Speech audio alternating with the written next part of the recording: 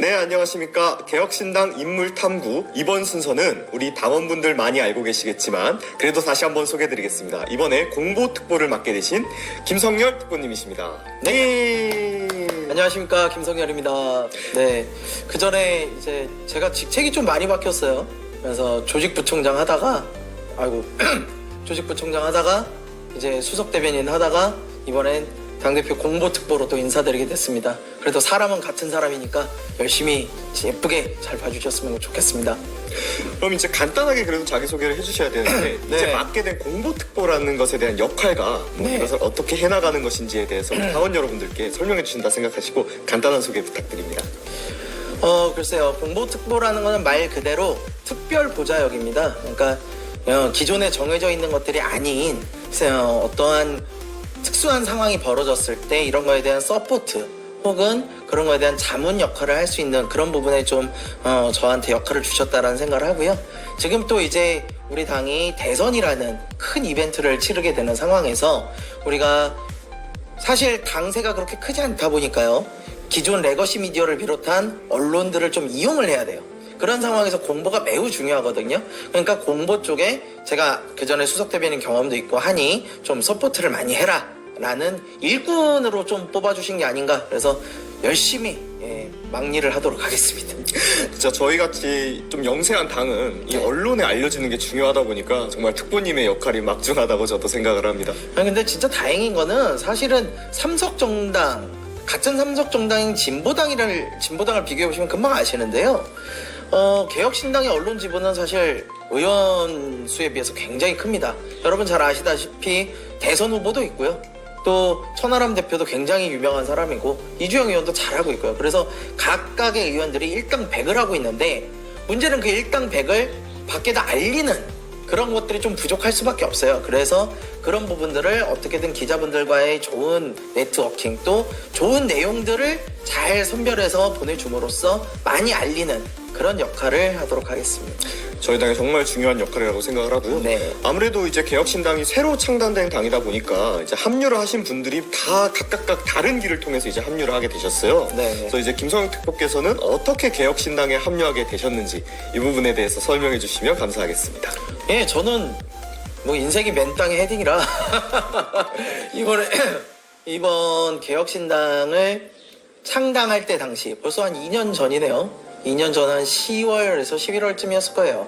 그때 이준석 대표가 창당을 준비하고 있다라는 이야기를 들었어요. 저도 이제 국회에 몸을 담고 있다 보니까 이 동네에 소문이 좀 있으니까 그래서 수소문을 해서 이 대표를 한번 뵙고 싶다. 나는 출마자로서 좀 같이 하고 싶다.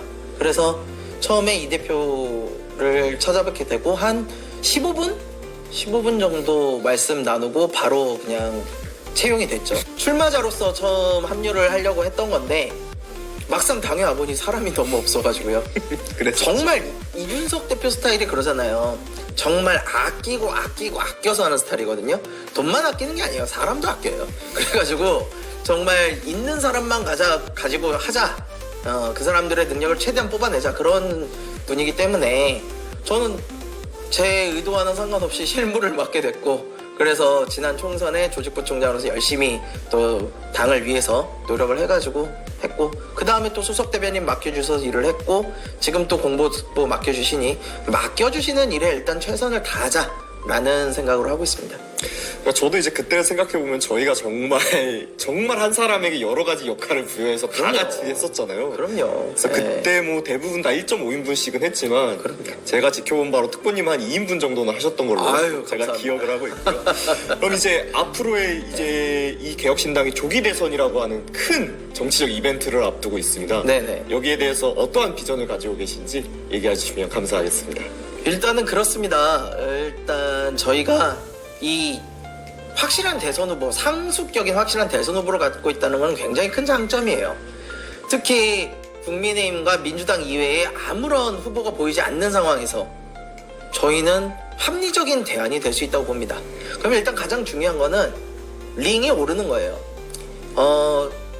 두 선수만 거대 양당만 싸우는 그 판이 아니고 다자구도로 3자구도로 만들 수 있는 이 판에 오르는 것 그거부터가 시작입니다. 그렇게 해서 이준석이 이재명 그리고 또 다른 국힘 후보 한 명과 함께 셋이서 토론을 하는 자리를 상상을 해보십시오. 그러면 거기서 과연 누가 가장 돋보일까요? 그때부터 저희는 시작입니다. 그래서 그러한 과정을 만들어가고 그렇게 훌륭한 컨텐츠를 잘 팔아 나가는 것, 이게 우리 당에 있는 당직자들이 해야 될 일이고요. 저는 충분히 조기 대선의 가능성이 매우 높다. 저희가 아주 예상보다 더 좋은 결과를 얻을 가능성이 매우 높다, 이렇게 판단하고 있습니다. 어떤 대통령 만드실 수 있다? 아, 그럼요. 그럼요. 맞습니다. 대한민국이 바뀌기 위해서 우리가 더 이상 덜 나쁜 사람을 선택하면 안 돼요. 이재명보다 윤석열이 덜 나쁘니까 윤석열을 찍는다. 윤석열보다 이재명이 덜 나쁘니까 이재명을 찍는다. 이거 더 이상 하면 안 됩니다. 그게 아니라 이재명, 김문수, 이준석이 있다. 이 중에 제일 좋은 사람 뽑아야죠. 이 제일 좋은 최선의 선택.